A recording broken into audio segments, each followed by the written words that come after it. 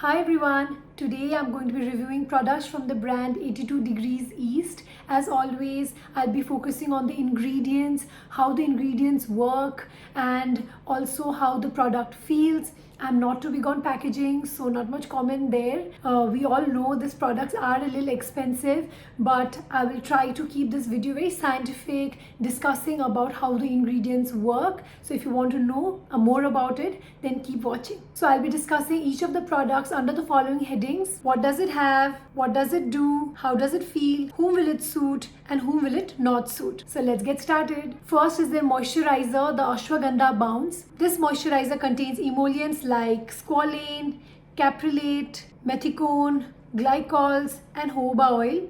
It also contains humectants like hyaluronic acid, glycerine, and cetearyl alcohol. It contains antioxidants like tocopherol, plant extracts, and sunflower extract. It contains anti-inflammatory like ashwagandha and caffeine. So what does it do? It has a lot of moisturizing ingredients. It has humectants, emollients. So this helps in moisturizing the skin, reducing dryness, makes your skin appear a little more fresh, a little plump because of the presence of hyaluronic acid. And also the antioxidants might help in brightening the skin a little bit.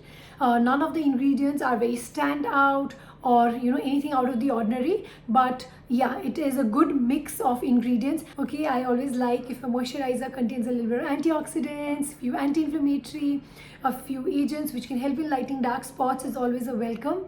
So that's it. So this has good combination of moisturizing ingredients and antioxidants. How does it feel? It does feel very nice on the skin. It is creamy, soothing, moisturizing, non-oily, not sticky. It is lightweight. It is not heavy. So this moisturizer will suit oily, dry, combination skin type as well. Whom will this product suit? It'll suit everyone. If you're looking for a moisturizer which has a little bit of a luxurious feel, if it feels lightweight yet moisturizing and hydrating on the skin, it does make the skin appear a little plump, gives a little bit of a dewy finish. So it will suit everyone who's looking for a good moisturizer. Who will it not suit? It should suit everybody, but I would suggest that if you have very sensitive skin, then probably you should stay away, because it does have a lot of ingredients and a lot of plant extracts, and sometimes even these plant extracts can be irritating if you have sensitive skin. So stay away from this if you have sensitive skin. So what do I feel about this product? So it is a good moisturizer. I always like it when a moisturizer does more than just moisturizing, like I said before.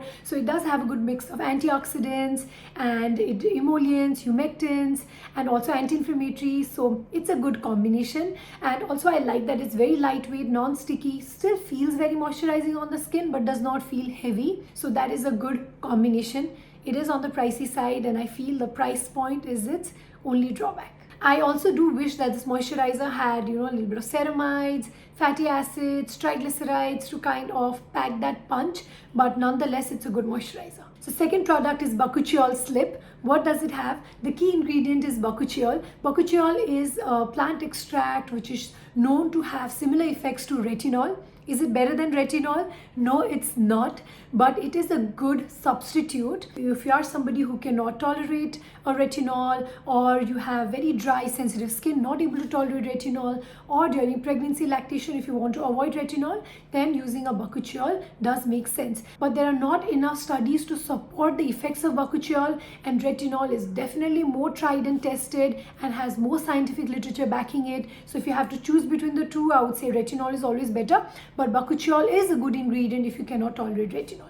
What else does it contain? It contains few oils like squalane, raspberry seed oil, sunflower seed oil, which is rich in vitamin E, rosemary leaf extracts, which has anti-inflammatory properties, wheat seed oil, which is moisturizing. Rosehip oil is known to potentiate wound healing and also improve collagen synthesis. So it's a good ingredient to have, especially in your night oils or in your cream that you apply at night. Rosehip oil also works well with retinol. So using a cream or an oil with rosehip oil will be a good addition to your nighttime skincare routine. What does it do? Because it contains Bakuchiol, rosehip oil, it does help in slowing the signs of aging, reduces the appearance of fine lines. Because it contains all these moisturizing ingredients like squalane, sunflower seed oil, rosemary oil, as well as wheat germ oil, it helps in moisturizing the skin as well. How does it feel? It feels very oily, slightly sticky.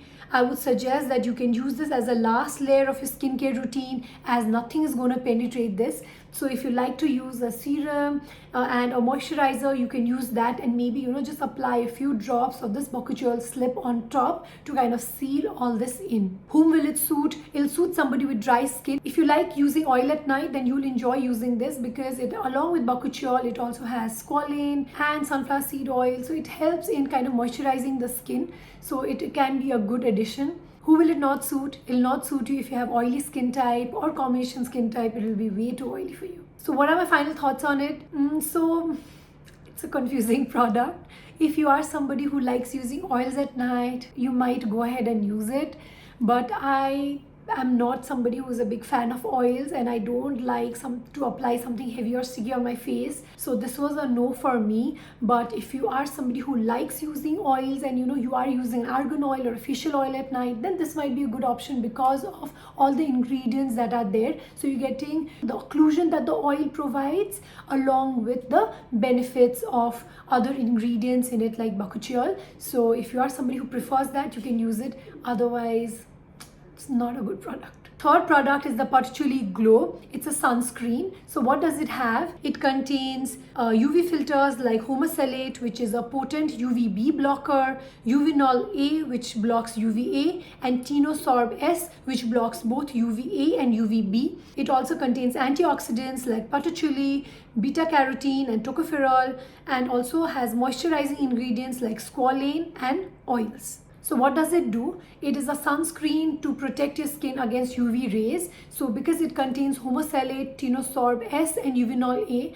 it has a broad spectrum protection, but the formulation is just way too oily. So how does it feel? It feels very, very oily, very thick on the skin, does not spread at all, does not get absorbed at all. It sits on your skin. I don't know who will enjoy using this product. Maybe if you are very, very dry skin and you live in an environment which is extremely dry, then maybe you'll enjoy using this product. But overall, this product was an absolute no-no, and I feel out of the 4 products, this was the worst, because it just feels just not right. And it is such a letdown because it does contain good UV filters. So I have to say this, unlike other sunscreens where you just find avobenzone, oxybenzone, octinoxate, octisalate, octocrylene, these are the usual UV filters that you see, but this does contain better filters to provide a better protection like homosalate, Tinosorb S, Uvinol A. These are good filters to have, but just the formulation, why is it dissolved in so much of squalane, and why does it feel so thick, so oily, so heavy, and very difficult to use? So absolute no. And whom will it suit?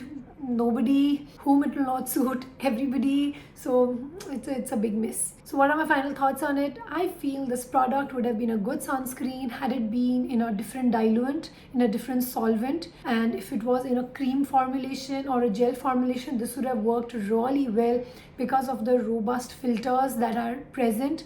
But in this particular formulation, it is an absolute miss.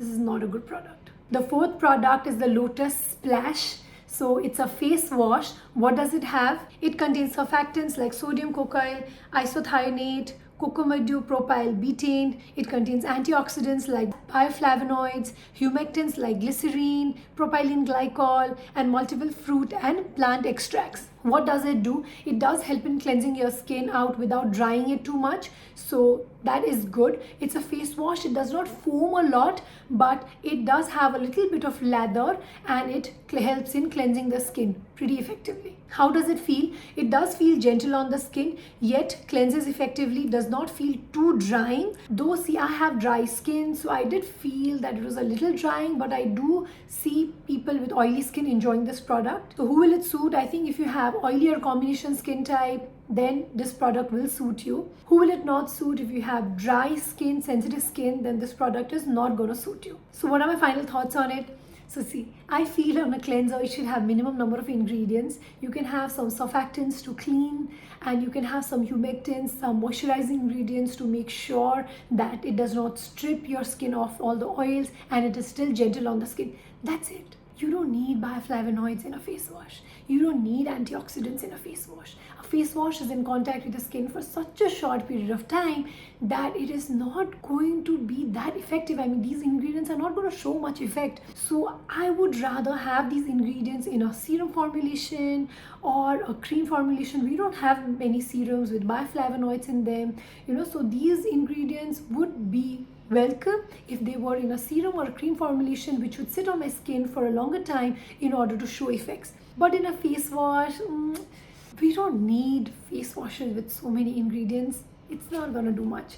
So if you are somebody with oily skin type, then you might like this face wash. Otherwise, even this product is a miss. So my final thoughts on 82 degrees East. I feel that they did put in an effort to create something different. I think they were aiming for something between, the luxurious Ayurveda, marry that with science so that it is effective, but yet give that kind of a sensory feel to the product with its aroma, and give that more of a luxurious feel. But I feel it was just a miss. I mean, the moisturizer is good, though I would want to see some peptides in the moisturizer to be more powerful. Also, the Patchouli glow drops were an absolute miss. Probably those filters can be used in a cream or a gel formulation, then it would work well. The Lotus splash face wash I think is okay, but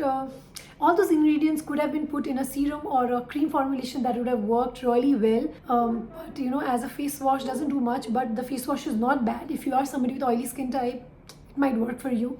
Even the Bakuchiol slip, if it was less oily, I would have liked it. A substitute for retinol is always welcome. Retinol does not suit everybody. There are a lot of people who find even lower concentration of retinol very irritating on the skin. So for them, Bakuchiol would have been a good option. But I do not understand why these products are formulated the way they were. I mean, we live in India in a humid environment.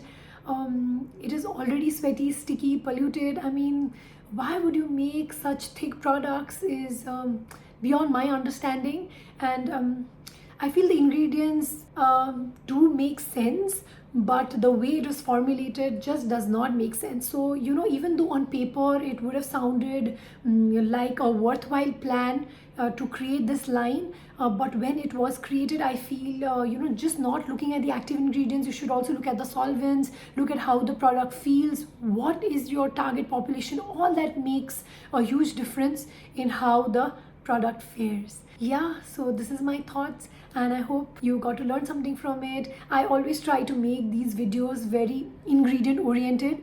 Even when I make videos in collaboration with the brands that I talk about, I always try to make it ingredient oriented, hoping that you end up learning something from it, and hoping that it will give some kind of information that you can take on. Whether you like the product or not, you still end up learning or gaining information from it. That is my sole purpose in making these videos. So I hope this video was the same as well. If you like such skin and hair related content, you can follow me on my Instagram handle Dr. Aanchal MD, where I post such skin and hair related content daily. Thank you for watching.